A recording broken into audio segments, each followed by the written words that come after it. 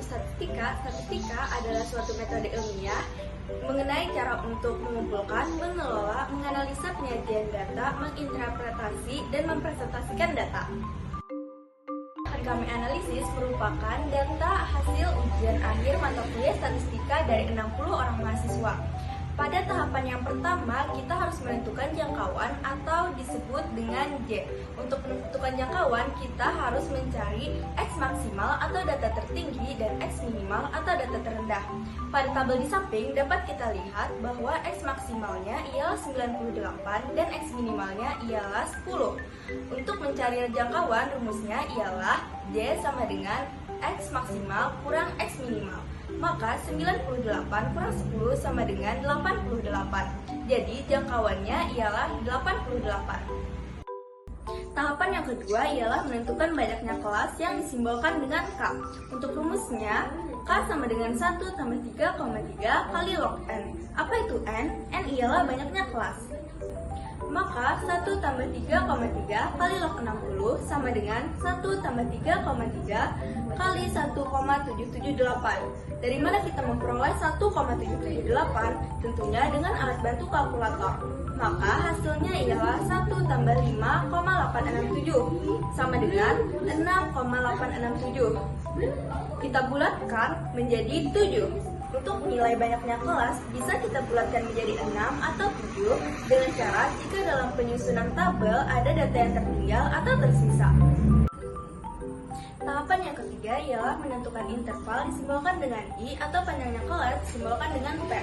Untuk rumusnya, P sama dengan J per K, maka P sama dengan 88 per 7 sama dengan 12,571. Dibulatkan menjadi 13 atau 12. Tahapan yang selanjutnya ialah tabel penggunaan tali. Pada materi yang sebelumnya, kita telah mengetahui jangkauan ada 88, banyaknya kelas ada 7, dan panjangnya kelas ada 13. Maka, baris pada tabel tali sebanyak 7. Dan kita mulai pada nilai yang paling terkecil terlebih dahulu, yaitu 10, dengan selisih data 13, maka nilai yang pertama ialah 10 sampai 22. Begitupun seterusnya. Untuk FK atau frekuensi, cara menentukannya ialah kita tinggal lihat saja pada nilai terdapat ada berapa data yang termuat dalam nilai tersebut. Contohnya pada nilai yang pertama yaitu 10 sampai 22, ada 3 data yang termasuk di nilai tersebut, yaitu 10, 17, dan 22. Maka frekuensinya adalah 3. Untuk menentukan tally itu sama dengan menentukan frekuensi. Tahapan yang terakhir ialah tabel distribusi. Pada tabel distribusi mempunyai kesamaan dengan tabel penggunaan tally, tetapi pada tabel distribusi hanya menggunakan nilai dan frekuensi seperti tabel distribusi. Selanjutnya kita akan membahas ukuran pemusatan data. Nah, ukuran pemusatan data ini ada 3, yaitu mean atau rata-rata, median atau nilai tengah, dan modus atau nilai yang paling sering muncul. Yang pertama, kita akan membahas mean yang disimbolkan dengan X bar. Dengan rumus, sebelum memasukkan rumus, dapat dilihat pada tabel di samping terdapat perbedaan dari tabel distribusi sebelumnya, yaitu pada baris XI dan pada baris XI kali FI. XI ini adalah nilai yang berada di posisi tengah suatu kelas. Seperti pada kelas pertama, kita lihat nilainya adalah 10 sampai 22 dan 16 adalah nilai yang berada di posisi tengah. Jadi XI pada baris pertama adalah 16 dan begitu pun seterusnya. Lalu pada baris XI kali FI itu tentu saja kita kalikan. Seperti pada baris pertama, XI-nya adalah 16 dan FI-nya adalah 3. Jadi 16 dikali 3 sama dengan 48 dan begitu pun untuk seterusnya. Setelah sudah kita temukan semuanya, lalu kita jumlahkan. Di sini kita mendapatkan hasil 3.950. Baru bisa kita masukkan ke dalam rumusnya tadi. Jadi X bar sama dengan 3.950 per 60 sama dengan 65 65,833 dan dibulatkan menjadi 66. Jadi untuk mennya adalah 66. Nah, tadi kan sudah kita temukan mennya. Selanjutnya kita akan membahas median. Median ini adalah nilai tengah dan disimbolkan dengan ME. Rumusnya adalah, tapi sebelum itu kita harus mencari dulu di mana letak kelas mediannya dengan cara N per 2. N di sini adalah banyaknya kelas dan N-nya adalah 60. Jadi 60 per 2 sama dengan 30. Selanjutnya kita harus menjumlahkan frekuensi pada tabel di samping. Frekuensinya dapat kita lihat ada 3. 3 ditambah 4 sama dengan 7. 7 ditambah 5 sama dengan 12. 12 ditambah 8 sama dengan 20. 20 ditambah 14 sama dengan 34.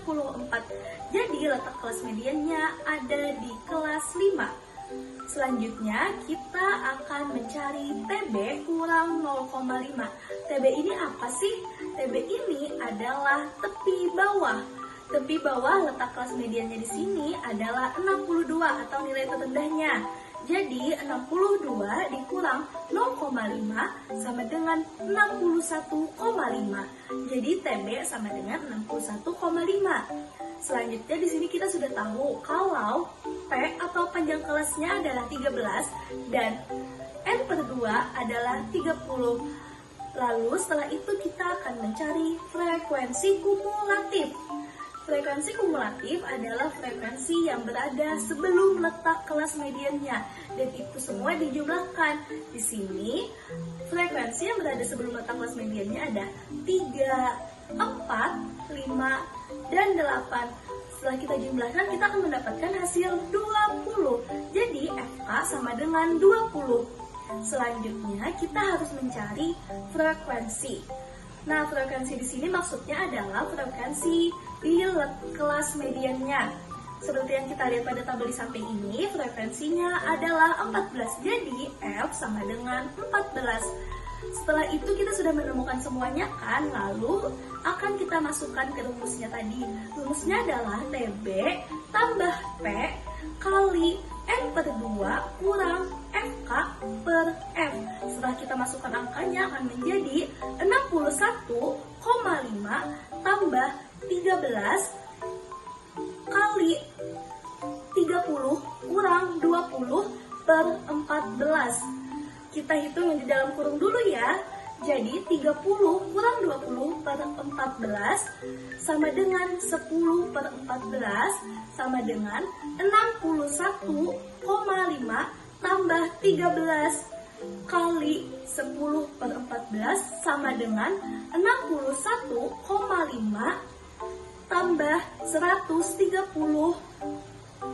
per 14 sama dengan 61,5 tambah 9,28 sama dengan 70,78. Lalu itu kita bulatkan menjadi 71. Nah, itu dia tadi median. Jadi mediannya di sini adalah 71. Halo teman-teman, di sini aku akan melanjutkan penjelasan dari teman aku sebelumnya, masih berkaitan tentang ukuran pengusutan data. Nah, di sini aku akan menjelaskan langkah ketiga, yaitu modus, yang dapat kita simbolkan dengan MO. Nah, tahap pertama atau langkah pertama yang harus kita lakukan untuk mencari modus adalah kita buat dulu nih tabel nilai dan frekuensi seperti tabel median. Nah, setelah kita ketahui tabelnya, lalu kita bisa mencari letak kelas modus. Nah, gimana sih caranya mencari letak kelas modus? Diingat ya teman-teman, kalau perlu dicatat, letak kelas modus terdapat di frekuensi yang paling tinggi atau frekuensi yang paling tinggi adalah letak kelas modus. Nah, dapat kita lihat di tabel bahwa frekuensi yang paling tinggi adalah 20. Nah, selanjutnya setelah kita mengetahui letak kelas modusnya, kita dapat mencari TB-nya. TB-nya dapat kita ketahui yaitu 75 kita kurang dengan 0,5 menghasilkan 74,5. Nah, setelah kita ketahui TB-nya, kita akan mencari panjangnya yang sudah kita ketahui adalah 13. Selanjutnya kita akan mencari D1. D1 adalah kurangan dari frekuensi letak kelas modus kita kurang dengan frekuensi yang ada di atas letak kelas modus, yaitu 14. Jadi 20 dikurang 14 sama dengan 6. Selanjutnya kalau ada D1 pasti ada D2. Nah, D2-nya tidak terlalu berbeda dengan D1. Bedanya D2 frekuensi kelas modus kita kurang dengan frekuensi yang ada di bawah kelas modus, yaitu 6. Jadi 20 dikurang 6 sama dengan, ya benar, 14. Nah, sudah kita ketahui tadi TB-nya, panjangnya, D1, D2. Nah, kita masuk nih ke rumus modusnya. Rumusnya adalah, nah, setelah kita mengetahui rumus-rumusnya, setelah itu kita masukkan angka-angka yang sudah kita ketahui tadi. Dan kita cari dulu yang ada di dalam kurung, yaitu 6/6 tambah 14. Hasilkan 6/20. Nah, 13 kita kali dengan 6/20 menghasilkan 78/20. 78 kita bagi dengan 20 menghasilkan 3,9. Nah, 74,5 yang dari tadi tidak kita apa-apakan, kita tambahkan dengan 3,9 menghasilkan 78,4 yang kita bulatkan menjadi 78. Tadi kan kita sudah membahas nih ukuran pemusatan data. Sekarang kita akan membahas ukuran penyebaran data. Nah, langkah awal atau tahap awal yang harus kita cari adalah simpangan rata-rata atau SR. Kita buat dulu nih tabel simpangan rata-ratanya. Ada nilai, ada kolom nilai, ada kolom FI atau frekuensi, ada kolom XI atau nilai tengah, ada kolom X bar atau mean, dan ada kolom nilai mutlak XI dikurang X bar. Kita lihat di kolom XI-nya ada angka-angkanya kan. Nah, terus kita kurang dengan nilai angka yang ada di kolom X bar menghasilkan 50, 37, 24 dan seterusnya. Ada kolom yang selanjutnya, yaitu kolom FI kali nilai mutlak XI dikurang X bar, seperti 3 dikali 50 menghasilkan 150. Lalu kita jumlahkan semuanya dan menghasilkan 1002. Nah, kolomnya sudah selesai. Setelah itu kita masuk ke rumus SR, yaitu SR sama dengan sigma FI dikali nilai mutlak XI dikurang X bar per sigma FI sama dengan 1002/60 menghasilkan 16,7. Kita bulatkan menjadi 17. Nah, sudah kita ketahui simpangan rata-ratanya adalah 17. Tahap kedua dari ukuran penyebaran data adalah ragam atau variasi. Pada tahap ini terdapat kesamaan dengan tabel simpangan rata-rata. Yang membedakannya pada tabel ragam menggunakan dalam kurung, bukan nilai mutlak, dan terdapat kolom tambahan, yaitu FI dikali XI dikurang X bar kuadrat. Setelah kita lihat tabel, dapat kita cari hasil FI dikali XI dikurang X bar kuadrat, yaitu perjumlahan dari semua hasil, yaitu 26.084. Rumus seragam adalah, maka 26.084/60 sama dengan 434,733 yang dibulatkan menjadi 435. Tahap yang selanjutnya adalah simpangan baku. Pada simpangan baku kita menggunakan rumus tabel yang sama seperti ragam, tetapi rumus simpangan baku kita menggunakan akar rumusnya adalah akar 26.084/60 akar 434,733 20,85 dibulatkan menjadi 21.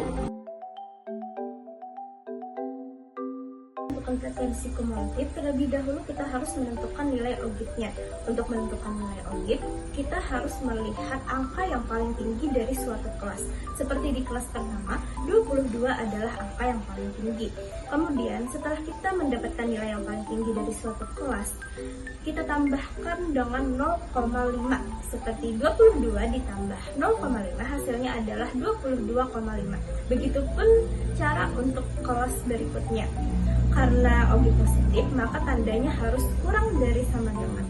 Setelah menentukan nilai ogifnya, selanjutnya kita akan menentukan frekuensi kumulatif. Pada tabel di samping diketahui frekuensi di kelas pertama adalah 3. Kemudian kita tambahkan dengan frekuensi di kelas kedua yaitu 4, sehingga kita peroleh hasilnya yaitu 7.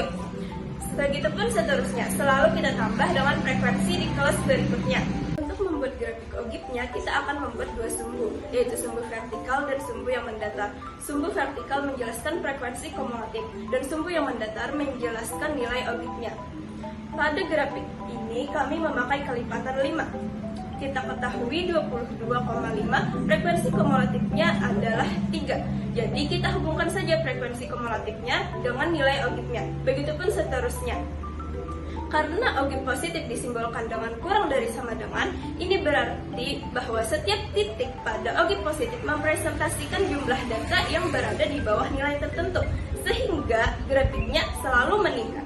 Untuk membuat tabel ogif negatif, pertama-tama kalian harus menentukan nilai terkecil pada tabel ini atau tabel yang kalian punya. Nah, kelompok kami memiliki 10 sampai 22. Nilai terkecil pada kelas pertama adalah 10 dikurang dengan 0,5 hasilnya adalah 9,5. Maka nilai untuk mengisi ogif negatif pada kelas pertama adalah 9,5. Nah, setelah teman-teman mengetahui nilai dari ogif negatif, selanjutnya teman-teman harus mengetahui frekuensi kumulatif lebih dari pada ogif negatif ini. Dimulai dengan total data yaitu 60, maka teman-teman harus memasukkan 60 ke dalam tabel frekuensi kumulatif lebih dari pada ogif negatif ini. Nah, selanjutnya dikurang dengan frekuensi kelas pertama yaitu 3, maka hasilnya menjadi 57. Nah, selanjutnya dikurang lagi dengan frekuensi kelas kedua yaitu 4, maka hasilnya menjadi 53, dan seterusnya. Nah, ini adalah grafik dari ogif negatif. Sumbu horizontal adalah sumbu yang menjelaskan nilai dari ogif negatif, dan sumbu vertikal adalah sumbu yang menjelaskan frekuensi kumulatif lebih dari pada ogif negatif, dan setiap titiknya dengan kelipatan 5. Nah, pada ogif negatif ditandai dengan menurunnya titik-titik grafik. Terima kasih. Nah, itu tadi adalah tahapan-tahapan dalam pengolahan data dengan metode statistika. Jadi, dapat kita simpulkan, statistika adalah ilmu yang mempelajari bagaimana cara kita merencanakan data, mengumpulkan data, menganalisis data, menginterpretasikan, dan mempresentasikan data. Terima kasih.